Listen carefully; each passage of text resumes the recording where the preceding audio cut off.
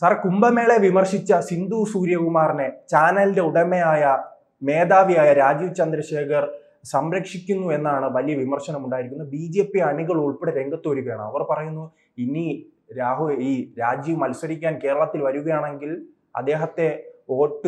അദ്ദേഹത്തിന് വേണ്ടി വോട്ട് ചോദിക്കാൻ രംഗത്തിറങ്ങുക, മറ്റൊരു പ്രവർത്തനങ്ങളിൽ ഏർപ്പെടില്ല എന്ന രീതിയിലുള്ള വലിയ വിമർശനമാണ് ഉണ്ടാകുന്നത്. പൊതുസമൂഹത്തിന്റെ ഭാഗത്തു നിന്നും അത്തരം വിമർശനങ്ങൾ ഉണ്ടാകുന്നുണ്ട്. അങ്ങനെ സിന്ധു സൂര്യകുമാറിനെതിരെ ഒരു നടപടി ഉണ്ടാകുമോ? നോക്കൂ, ഞാനായിരുന്നു അതിൻ്റെ മേധാവിയെങ്കിൽ സിന്ധു സൂര്യകുമാർ ഒരൊറ്റ നിമിഷം ആ ചാനൽ തുടരുകയില്ല. കാരണം അവർ ചെയ്ത നീചമായ പ്രവൃത്തിയാണ്.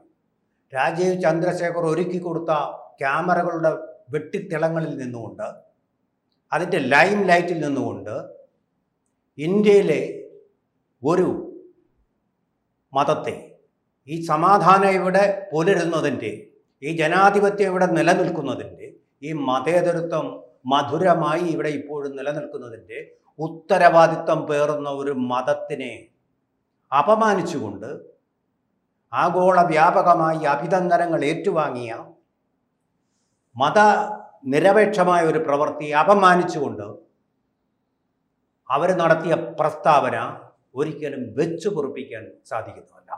എന്തെന്നാൽ അവർ പറഞ്ഞത്, സാക്ഷരമായ കേരളത്തിൽ നിന്ന് പോലും എന്ന് പറഞ്ഞാൽ ഇന്ത്യയിലെ മറ്റു സംസ്ഥാനങ്ങളെല്ലാം നിരക്ഷരരാണ്, കുംഭമേളയിൽ വന്നവരെല്ലാം നിരക്ഷരരാണ്, താൻ ഒരാൾ മാത്രം അങ്ങ് അക്ഷരകേസരിയാണ്, അക്ഷരമൂർത്തിയാണ്, തനിക്ക് മാത്രമേ അക്ഷരങ്ങൾ അറിയാവൂ എന്നൊക്കെയാണ് ആ സ്ത്രീ പറഞ്ഞ് ഫലിപ്പിച്ചിരിക്കുന്നത്. ആ വ്യംഗ്യം അവർ പറഞ്ഞതിൻ്റെ അർത്ഥം അവർക്ക് മനസ്സിലായിട്ടുണ്ടെങ്കിൽ അവർ മാപ്പ് ചോദിക്കണം, ഉപാധികളില്ലാതെ മാപ്പ് ചോദിക്കണം.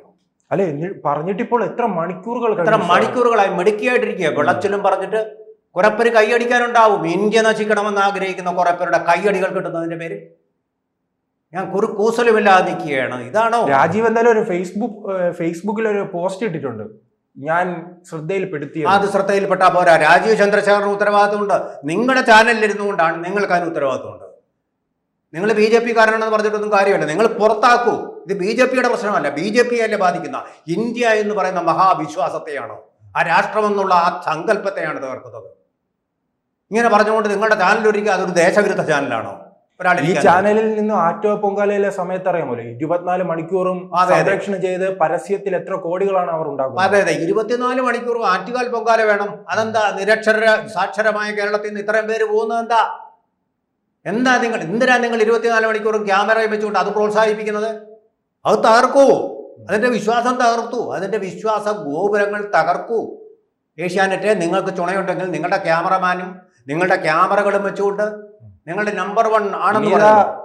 ഇന്ന് 13-ാം തീയതിയാണ് ആറ്റോ പൊങ്കാല വരുന്നത്. അതെ, ഇനി രാവിലെ മുതൽ സംരക്ഷണമായിരിക്കും. അതെ, സിന്ധു സൂര്യകുമാറിന്റെ പോളിസിയാണ് നിങ്ങൾക്കെങ്കിൽ നിങ്ങൾ ഈ ശബരിമലയിലേക്ക് വരുന്ന 1.5 കോടി ജനങ്ങളുടെ പ്രവാഹം തടയൂ. സാക്ഷരമല്ലേ കേരളം?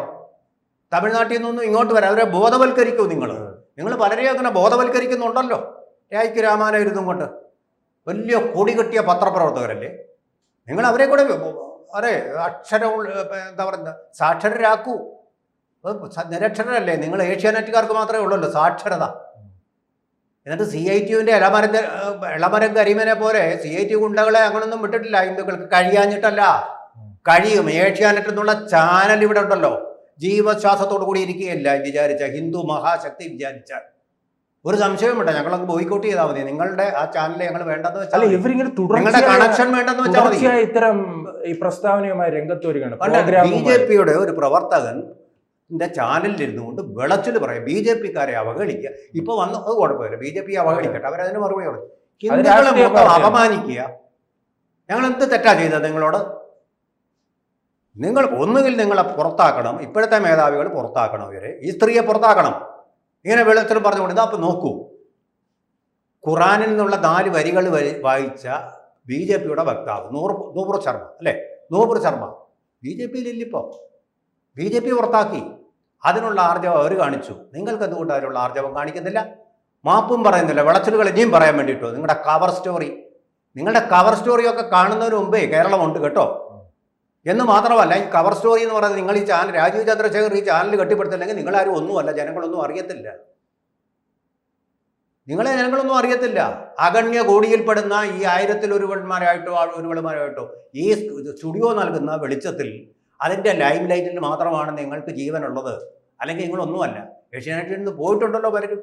വെളിച്ചം പോലും കാണുന്നില്ല, ഇരുട്ടിൻ്റെ അറകളിലാണ് അവർ പലരും. ഞങ്ങളിതൊക്കെ കാണുന്നുണ്ട്. നിങ്ങൾ ചാനലിൽ നിന്ന് പലരും മാറിപ്പോയിട്ടുണ്ട്. അതുപോട്ടെ, ഏഷ്യാനെറ്റ് അല്ല നമ്മുടെ പ്രശ്നം. സിന്ധു സൂര്യകുമാർ എന്ന അവതാരകയാണ്. ഇത് പത്രത്തിൻ്റെ പോളിസിയാണെങ്കിൽ പത്രമല്ല ചാനലിൻ്റെ പോളിസിയാണെങ്കിൽ ചാനലിനെ വരെ മാറ്റി നിർത്തണം. നിങ്ങളെല്ലാവരെയും ഉപദേശിക്കുന്ന ആൾക്കാരാണല്ലോ. എന്താ നിങ്ങൾക്ക് ഈ ധർമ്മബോധം സ്വയം ഉണ്ടാവാത്തത്? ഒരു മഹാമതത്തെ നിങ്ങൾ അപമാനിച്ചില്ലേ? അത് നമ്മുടെ സാക്ഷരത ഉണ്ടായിരുന്നിട്ട് പോക്സോ കേസിൽ പ്രതിയായവരാണ്.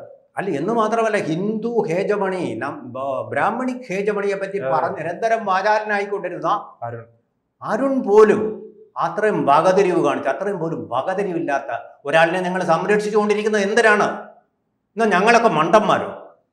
പത്രപ്രവർത്തനത്തിൽ ഈ സിന്ധു സൂര്യകുമാരെ ഹരിശ്രീ പഠിക്കുന്നതിന് മുമ്പ് ഇവിടെ പത്രപ്രവർത്തനം പഠിച്ച പല ആൾക്കാരും ഉണ്ട്. നന്നായിട്ട് വിവരം ഉണ്ടായിട്ടും ഈ ശ്രദ്ധയിലൊന്നും പബ്ലിസിറ്റിയിലൊന്നും വിശ്വസിക്കാതിരിക്കുന്നവർ പലരും വിളിച്ചു പറഞ്ഞു. എന്നോട് തന്നെ വിളിച്ചു പറഞ്ഞു. ഞാനെന്ന് പറയുന്ന അല്ല, എനിക്ക് തോന്നുന്നത് ഇവരുടെ മാതൃകയായി കരുതിയിരിക്കുന്ന ബ്രിട്ടാസിനെ ആയിരിക്കും. ബ്രിട്ടാസ് പാർലമെന്റിൽ ബ്രിട്ടാസ് നികേഷ് കുമാർ അവര് മാത്രമല്ല, ബ്രിട്ടാസ് കുംഭമേളയെ തന്നെ വിമർശിച്ച് പാർലമെന്റിൽ സംസാരിച്ചിട്ടുണ്ട്. അവര് മാത്രമൊന്നും അല്ല മാധ്യമപ്രവർത്തകർ ഇന്ത്യയിലുള്ളത്. നിങ്ങളുടെ വിഗ്രഹങ്ങൾ അതായിരിക്കും. നിങ്ങൾ അത്രേ കണ്ടിട്ടുള്ളൂ. കൂപം കൊണ്ടുപോകളായോണ്ടാണ്. നിങ്ങൾ നോക്കൂ, അതിനപ്പുറം ഒരുപാട് പേരുണ്ട്. കണ്ടു പഠിക്കൂ. ഇവിടെ പറയുന്നതൊന്നും അല്ല. പോട്ടെ, പത്രപ്രവർത്തനത്തിൻ്റെ കാര്യമൊക്കെ പോട്ടെ. ഈ കൊടിയ പത്രപ്രവർത്തകർ എന്ന് പറഞ്ഞാൽ വളരെ കാലത്തെ സർവീസുള്ള മാധ്യമപ്രവർത്തകർ വളരെ വേദനയോട് കൂടി പറഞ്ഞു. അവർ ഹിന്ദു മതത്തെ അനുകൂലിക്കുന്നവരൊന്നുമല്ല. പക്ഷേ ഈ പറഞ്ഞത് ഒരു തരത്തിലും അതുമായിട്ട് പൊരുത്തപ്പെട്ടു പോകാൻ പറ്റുന്നില്ല. മാപ്പ് പറയണം. അതാണ് എൻ്റെ സാമാന്യ മര്യാദ. ആ പറഞ്ഞതിന് മാപ്പ് പറയണം. നിങ്ങൾ എന്ത് പറഞ്ഞു കഴിഞ്ഞാലും കൈയടിക്കാൻ കുറേ പേരുണ്ടാവുന്നു. അതിനിപ്പുറത്ത് അതിനേക്കാൾ കൂടുതൽ ആളുകളുണ്ട്. ഒരൊറ്റ നിമിഷം മതി നിങ്ങളുടെ ചാനൽ പൂട്ടിക്കാൻ. ഒന്നും വേണ്ട, ഒരു നടപടിയും വേണ്ട. കാണണ്ട, ഇത് മുറിവേറ്റ ആൾക്കാർ വേണ്ടെന്ന് വെച്ചാൽ മതി. ഈ സമൂഹ മാധ്യമങ്ങളിൽ രാജീവിനെതിരെ ഉയർന്ന വിമർശനം ഇതാണ്: നിങ്ങൾ ഒരു ഫേസ്ബുക്ക് പോസ്റ്റ് കൊണ്ട് ചുരുക്കാതെ അതിനെതിരെ എന്തെങ്കിലും നടപടി എടുത്തു എന്ന് പറഞ്ഞ് ഫേസ്ബുക്ക് പോസ്റ്റ് ഇടും. അല്ലാതെ അറിയോ, നോബർ ശർമ്മ അതോടുകൂടി രാഷ്ട്രീയ അജ്ഞാതവാസത്തിലായി. ഇപ്പൊ ഇതെന്താ ചെയ്യുന്നത്? ഹിന്ദുമതമായതുകൊണ്ട് എന്തും സനാതനധർമ്മം അത് തന്നെ. പക്ഷേ ഇത് വളരെ കൂടുതലായിപ്പോയി എന്ന് പറഞ്ഞാൽ താങ്ങാവുന്നതിലധികമായി. അളമുട്ടിയാൽ കടിക്കാത്ത ചേരയില്ല എന്ന് പറയുന്ന പോലെ സന്ദർഭമായി. വളരെ ഫോഴ്സ് ചെയ്ത് വനിതകളെ ശബരിമലയിലേക്ക് അതിൻ്റെ സാങ്ക്ടം സാൻറ്റോറിയം എന്ന് പറയുന്ന സന്നിധാനത്തിലേക്ക് കൊണ്ടുവരാൻ വേണ്ടി ശ്രമിച്ചപ്പോൾ ഉണ്ടായ അപമാനം പോലെ ഒരു അപമാനമായി പോയി.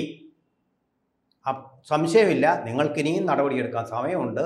അല്ലെങ്കിൽ ഇതുകൊണ്ടുണ്ടാവുന്ന ദുർഘടങ്ങൾ നിങ്ങൾ തന്നെ അനുഭവിക്കേണ്ടി. അല്ല, മിക്കവാറും ഇതിന്റെ പശ്ചാത്തലത്തിൽ ഇനി അടുത്ത് ആറ്റോ പൊങ്കാലയ്ക്കെതിരെ വേണമെങ്കിൽ ഒരു കവർ സ്റ്റോറി നിങ്ങൾക്ക് ചുണയുണ്ടോ? നിങ്ങൾ ചിലപ്പോൾ പറയും.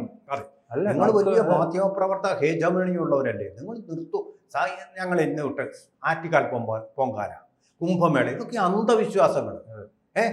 അത് നിങ്ങളൊന്ന് നിർത്തൂ. അതിൻ്റെ സംപ്രേഷണം നിങ്ങളൊന്ന് നിർത്തൂ. ചുണയുണ്ടോ? ധൈര്യമുണ്ടോ? അപ്പോൾ അതിൻ്റെ പണം വേണം, അതിൻ്റെ പിൻപറ്റണം. കുംഭമേളയ്ക്ക് നിങ്ങൾക്ക് അവിടെ മൈലേജ് ഒന്നുമില്ല.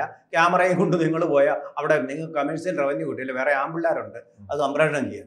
അതല്ലേ കാര്യം. അതുകൊണ്ട് അതിനെപ്പറ്റി തെറിയരുത് എന്ന്. കേരളത്തിൽ നിന്നും ഉൾപ്പെടെ ആൾക്കാർ അതും പറ്റില്ല. നിങ്ങൾക്ക് ഹജ്ജിന് അവിടെ നിങ്ങളുടെ ക്യാമറ പോകുന്നുണ്ടോ? എന്നിട്ട് എന്തേ എഴുതാത്തത്? നിങ്ങൾക്ക് എന്തേ എഴുതാൻ ധൈര്യമില്ലാത്തത്?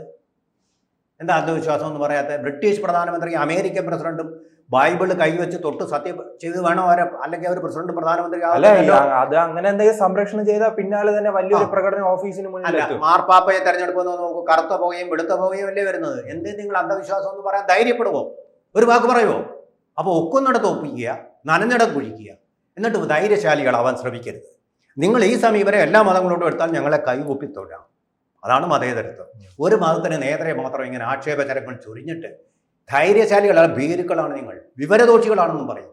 അതാണ് നിങ്ങൾ ചെയ്തിരിക്കുന്നത്. അല്ലെങ്കിൽ എന്നെ ബോധ്യപ്പെടുത്തും. അങ്ങനെ ഈ കേരളത്തിൽ ഇങ്ങനെ ബ്രിട്ടാസ്, CK വിനീത്, സിന്ധു സൂര്യകുമാർ, ആ ലിസ്റ്റ് അങ്ങനെ തുടരുകയാണ് സാർ. അങ്ങനെ തുടർന്നുകൊണ്ടിരിക്കുകയാണ്. ആ ബ്രിട്ടാസിനെ അതിനു വേണ്ടിയാണല്ലോ പിണറായി വിജയൻ കെട്ടിച്ചമച്ച കേരളത്തിലെ ലിസ്റ്റാണ് ഞാൻ പറഞ്ഞത്. അതെ, അതിനുവേണ്ടിയാണ് അയച്ചത്. പക്ഷേ ഇപ്പൊ 13-ാം തീയതി പൊങ്കാല വരിക. ആ പൊങ്കാല ഒരു അവസരമാണ്. നിങ്ങൾ പൊങ്കാലയ്ക്കെതിരാണ്.